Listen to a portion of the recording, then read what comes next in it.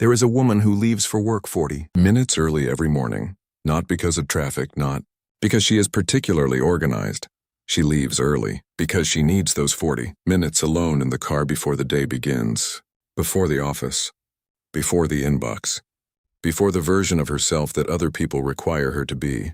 She does not tell anyone this. It would be difficult to explain. But somewhere on that drive, usually around the third traffic light, usually when a specific kind of song comes on, something loosens in her chest, a tension she has been carrying since she woke up, maybe since the night before, maybe longer than that, releases in a way that nothing else in her life quite produces. She arrives at work composed, functional, ready. What happened in that car is something she has never fully examined, but it happens every single morning without fail, and she is not alone in this. There is a specific population of people for whom the car is not transportation. It never really was.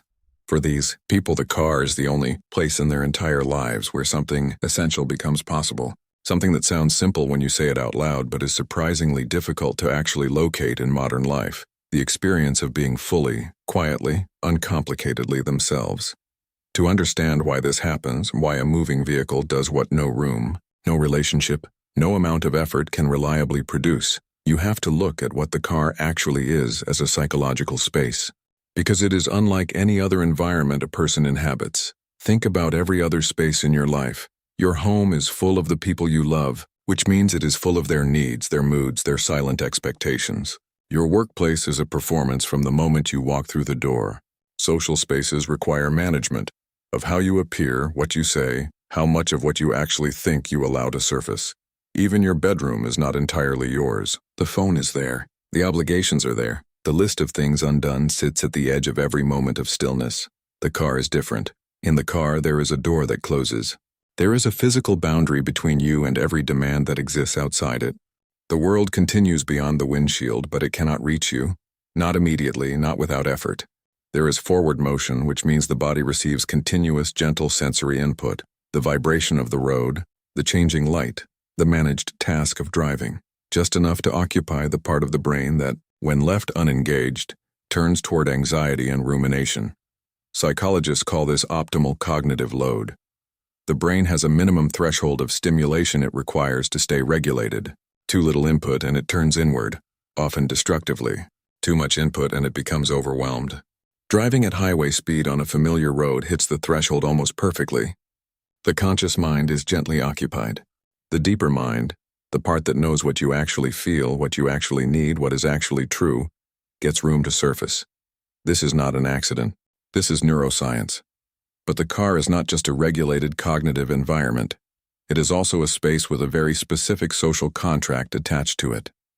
When you are driving, you are permitted to be unreachable. You are permitted to not respond. If someone calls and you are driving, you have a socially acceptable reason to let it go. If someone wants your attention and you are behind the wheel, there is an implicit understanding that you are occupied. The car grants a form of social permission that almost nothing else in contemporary life grants. People who find themselves most dependent on this permission are almost always people who spend their non-driving hours in a state of sustained social availability. People who are deeply attuned to what others need from them. People who have over years become so efficient at reading a room, managing other people's emotional states, absorbing the ambient anxiety of those around them, that they do it automatically, without deciding to, without even noticing they are doing it. Psychologists call this trait high sensitivity or empathic attunement. It is not a disorder. It is not a weakness, but it is exhausting in a particular way that is difficult to explain to people who do not experience it. The exhaustion is not from doing too much. It is from receiving too much. From having a nervous system that registers other people's emotional frequencies the way a very precise instrument registers vibration. You walk into a room and you know before anyone speaks that something is off. You sit across from someone and you feel what they are not saying. You spend entire days processing not just your own emotional experience, but the residue of everyone else's. By the time a person with this trait gets into their car at the end of the day, they are not just tired, they are full of other people in a way that has crowded out themselves. And then the door closes, and the road begins, and slowly, mile by mile, the accumulated weight of other people's emotional presence begins to lift. The car does not ask anything of them. The car does not need to be read, managed, soothed, or pleased. The car simply moves forward and the person inside it begins for the first time since morning to remember who they are when no one is watching. There is a second population for whom this is true in a different way. These are not people who are depleted by social contact. These are people who have simply never found a space in their lives where they felt fully permitted to exist without explanation. This begins early. Children who grew up in households where the emotional atmosphere was unpredictable, where a parent's mood set the temperature of the entire home, where the child learned to constantly monitor and adapt and perform a version of themselves calibrated to what the environment required. These children often reach adulthood with no stable internal reference point for what it feels like to simply be.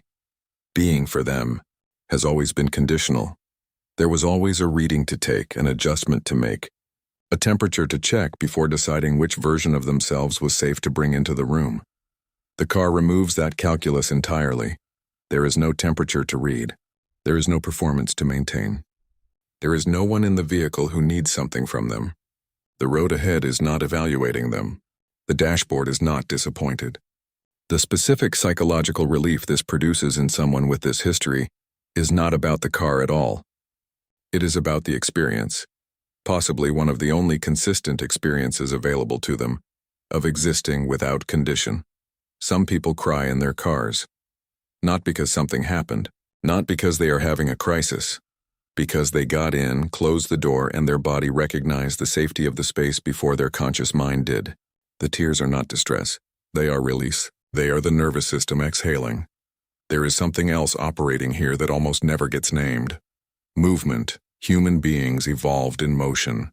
For the vast majority of human history, the experience of covering distance, walking, running, traveling, was inseparable from the experience of processing thought and emotion. The peripatetic philosophers of ancient Greece were not walking while they thought because they lacked chairs. They walked because they understood through direct experience that movement and cognition are not separate processes. They are a single integrated system. Modern life largely removed movement from the emotional processing cycle. We sit to think. We sit to feel. We sit to recover. We sit to grieve. And then we wonder why the thinking and feeling and recovering and grieving does not resolve the way it should. The car reintroduces movement into that cycle. When a person drives without destination, or drives a familiar route on something close to autopilot and the body is moving through space while the mind is free to do what it was designed to do in motion, the emotion that has been sitting unprocessed in the chest because there was never time, never space, never the right conditions to move through it, it begins to move.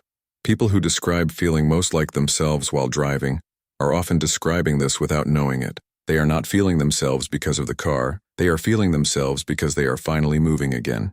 There is a particular kind of person who, when something goes wrong and a loss, a rupture, a piece of news that changes things, does not call anyone, does not sit with it in a room. They get in the car. They drive with no destination, sometimes for hours. People who watch this from the outside sometimes misread it as avoidance, as running away from the problem. But watch more carefully and you will see something different. When they come back from that drive, they are not the same as when they left. Something has shifted. Something has been processed that could not be processed sitting, still in the familiar geometry of a room that contains everything the problem is connected to. The drive was not avoidance. It was the only therapy that actually worked. None of this is fully conscious. The woman who leaves 40 minutes early does not think, I need to regulate my nervous system before entering a high-demand social environment. She thinks, I just need a minute. The man who drives an hour after hearing difficult news does not think, I am using bilateral stimulation and forward motion to process unmetabolized emotional content. He thinks I just needed to drive. The language is simple because the need is ancient. It predates psychology. It predates cars. What the car did was give it a container, a specific, bounded, socially accepted space where a person can be in motion, alone, unreachable, unread, unneeded, for as long as the road allows. The loneliness that disappears when these people get behind the wheel is not the loneliness of being without people. It is the loneliness of being without themselves. Modern life is extraordinarily efficient at producing this particular kind of alienation. The pace, the performance, the permanent availability, the relentless input, it accumulates and the self gets buried under it. Not lost, just buried. Still there, but inaccessible in the normal environments of a normal day. The car is a Where some people go to find themselves again. Not because there is something wrong with them, not because they are antisocial or broken or incapable of connection, but because they are paying attention. Because they have noticed in the most practical and honest way that a specific set of conditions, motion, solitude, sensory regularity, social permission, a door that closes, produces something in them that nothing else reliably does, the feeling of being whole, the question worth sitting with is not why these people need the car. The question is what it tells us about everything outside it, every room, every relationship, every environment, where that feeling should be available but somehow is not. And whether the distance between who we are in the car and who we are everywhere else is a gap worth examining or one worth closing.